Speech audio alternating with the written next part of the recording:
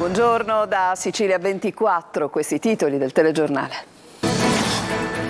Svolta nelle indagini sulla morte di un 38enne ad Agrigento, fermate 3 persone di Palma di Montechiaro, si cerca ancora la pistola usata per l'omicidio. Altavilla Milicia, la rete di relazioni della coppia che avrebbe aiutato Barreca al centro delle indagini. Si punta a definire il vero ruolo della figlia superstite che appare sempre più rilevante. Ancora allarme sicurezza a Palermo tra aggressioni ai rider e negli ospedali. Il sindaco La Galla pensa ad attivare una task force nel quartiere Ballarò. L'Etna che scivola verso il mare. Il lento movimento, scoperto in una missione navale appena conclusa, spinge il fianco del vulcano 3 centimetri ogni anno. Sprazzi di inverno in Sicilia, nei prossimi giorni attesi rovesci e forte vento. Per conservare i giubbotti bisognerà attendere. Dal matrimonio in Sicilia alla separazione, i Ferragnez diventano ex e catalizzano l'attenzione pubblica. Calcio, Catania in campo nel pomeriggio a Taranto, partita insidiosa, ma Lucarelli mira alla continuità nei risultati dopo il successo sulla Juve Stabia. Domani al Franco Scoglio il Messina cerca il riscatto contro il Picerno.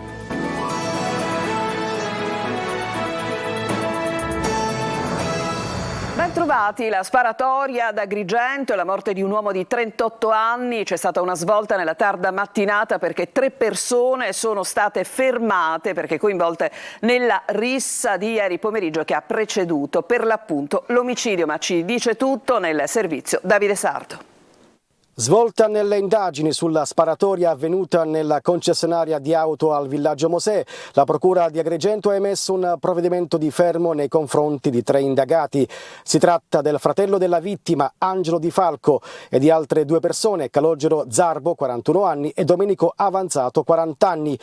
Che si trovavano in compagnia di Roberto Di Falco, il 38enne deceduto ieri pomeriggio in seguito ad un colpo di pistola all'addome. Il provvedimento è firmato dal procuratore capo Giovanni Di Leo ed è stato eseguito dai poliziotti della squadra mobile. I 3 indagati sono assistiti dall'avvocato Santo Lucia. Lunedì si svolgerà l'udienza di convalida del fermo. I 3 sono stati trasferiti nel carcere Pasquale Di Lorenzo ad Agrigento. I 4 sono recati ad Agrigento, al villaggio Mosè, nei pressi della chiesa di Santa Rosa, e sono entrati nel parcheggio esterno alla concessionaria d'automobili nuove e usate LZ Auto per Passione dell'agrigentino Lillo Zambuto. I Di Falco avrebbero discusso animatamente con Zambuto nel parcheggio su controversie legate alla compravendita di auto. L'alterco è degenerato in rissa e ad un tratto un colpo di pistola ha ferito gravemente Roberto Di Falco all'addome.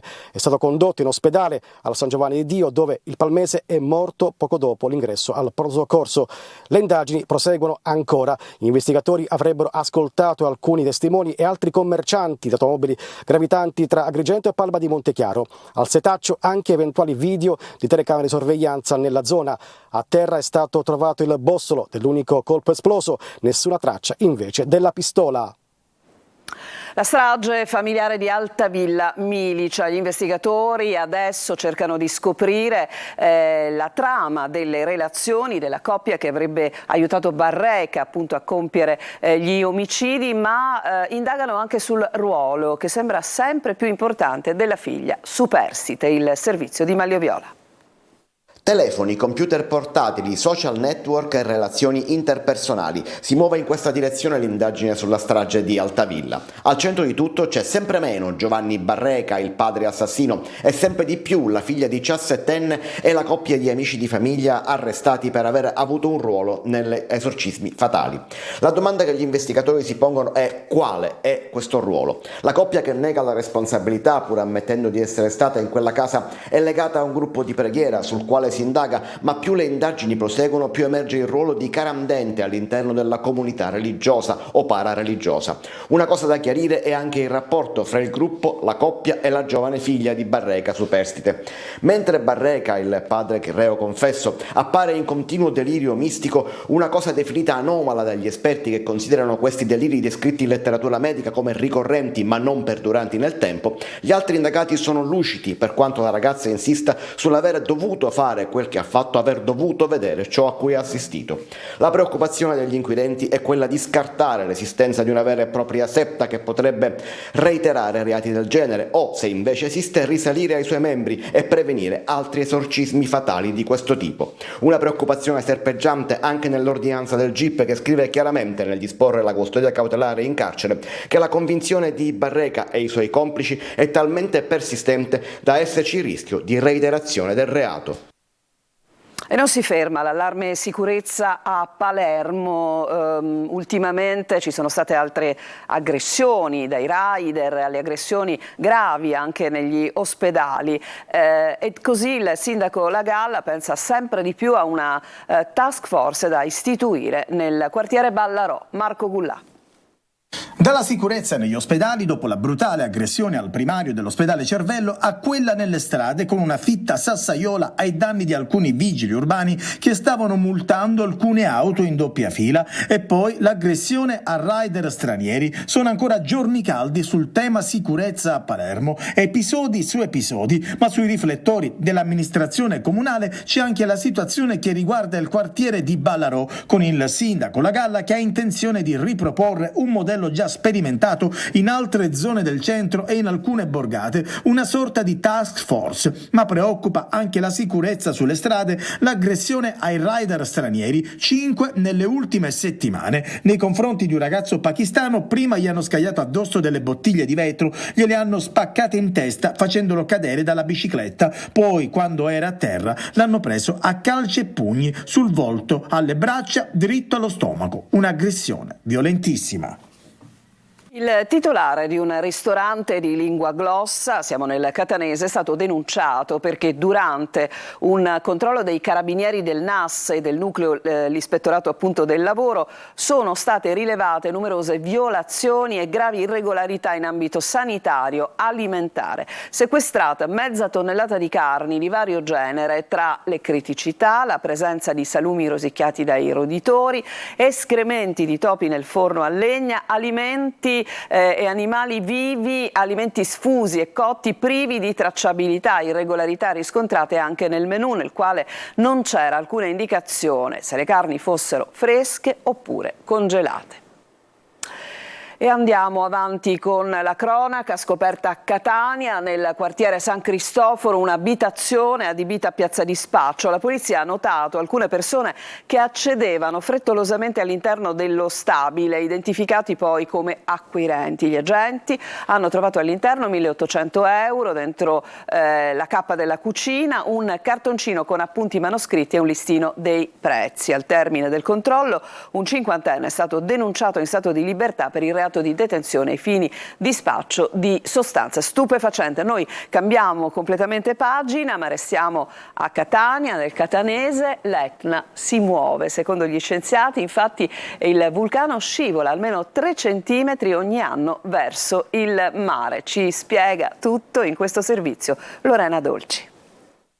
Il vulcano si muove tantissimo e si muove sempre, si muove da tutte le parti chiaramente, anche non sul fianco orientale. Ebbene sì, anche il gigante non riesce a stare fermo, uno scivolamento del fianco orientale di 2-3 centimetri l'anno. Adesso arriva la prova che il movimento continua anche sotto il livello del mare, arrivando almeno a 20 km dalla riva e a 1200 metri di profondità. Queste le misure raccolte da una missione navale appena conclusa. A bordo della Geomar 25 scienziati, quasi tutti tedeschi, tranne un italiano, il vulcanologo degli NGV, che ha appena rimesso piede a terra. Dobbiamo immaginare l'intero fianco orientale dell'Etna come un cassetto di un mobile che si apre, che scorre verso lo Ionio.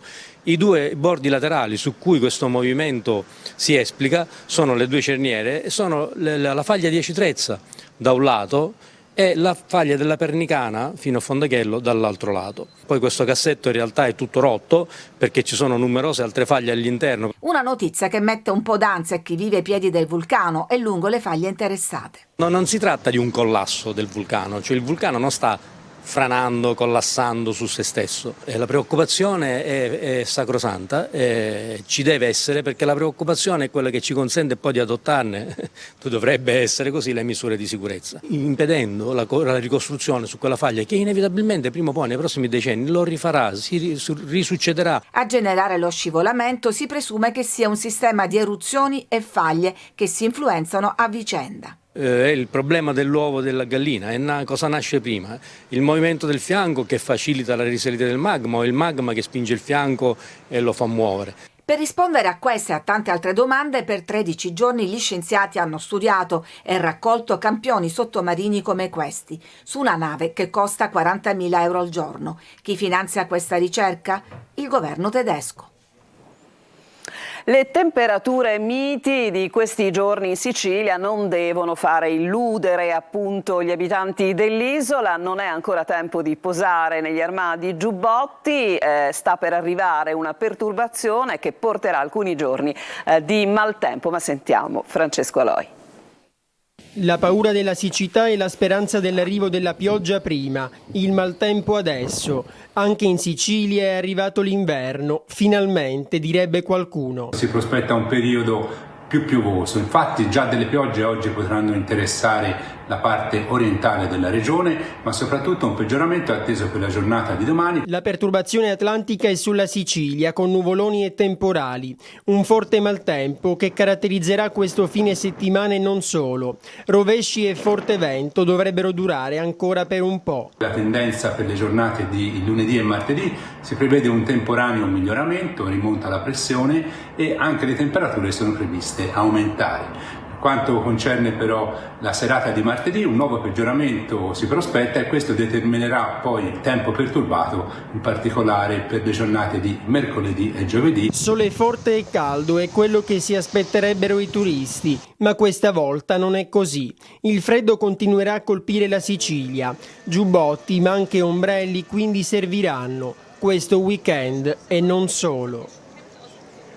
E adesso ci fermiamo, c'è una prima pausa, torniamo tra poco, vi porteremo sulle navi della Marina Militare a Siracusa.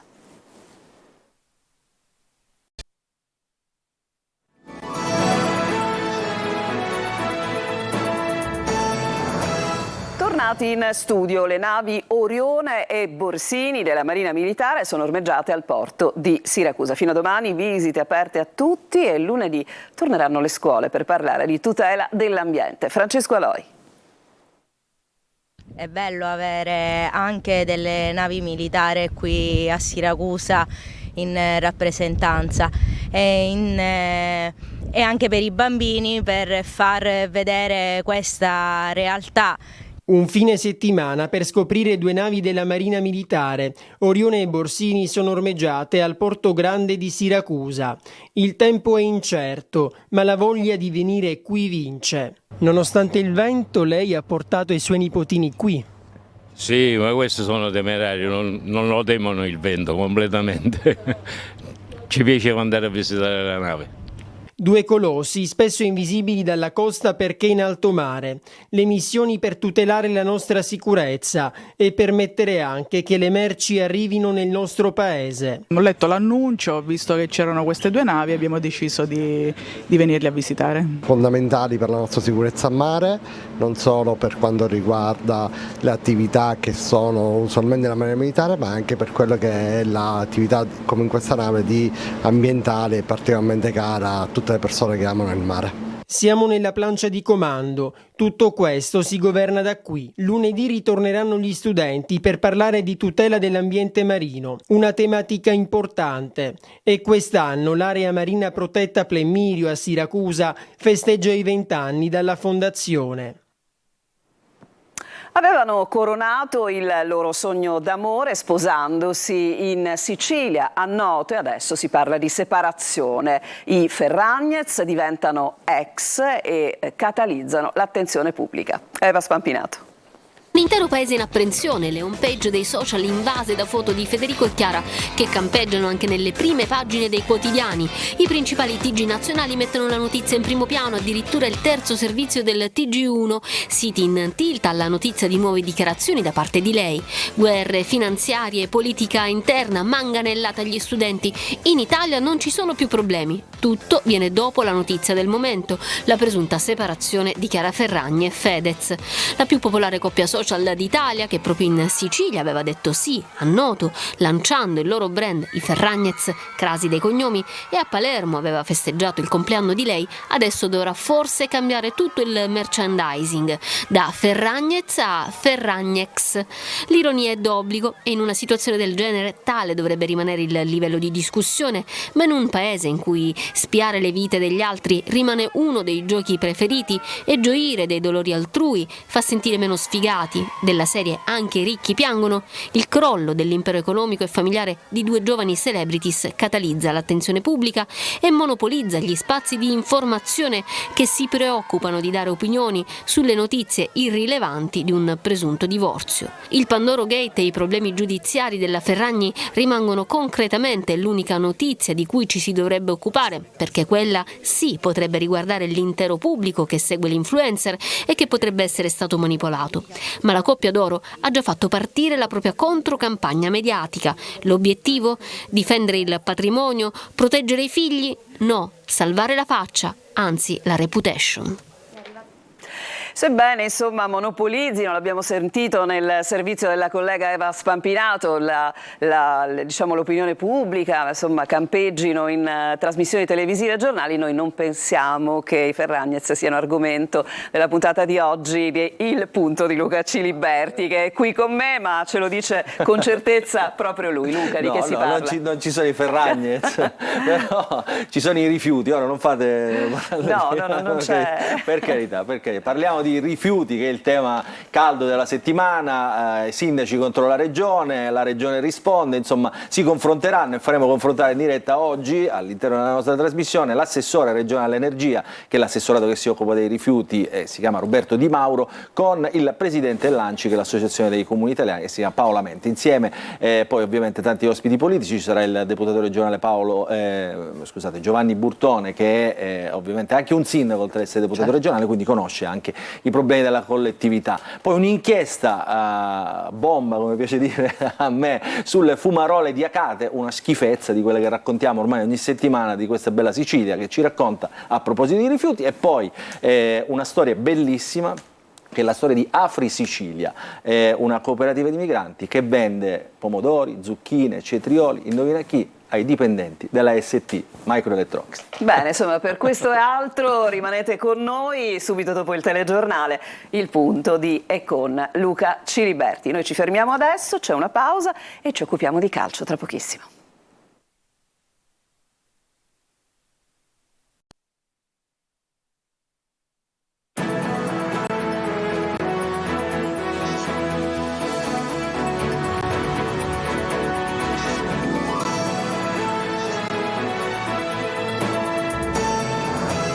E siamo tornati in studio per il calcio. Il Catania in campo nel pomeriggio a Taranto, partita certamente insidiosa contro un avversario che viaggia nella zona play-off e alla vigilia della semifinale di Coppa Italia con il Rimini. Sentiamo Francesco Triolo.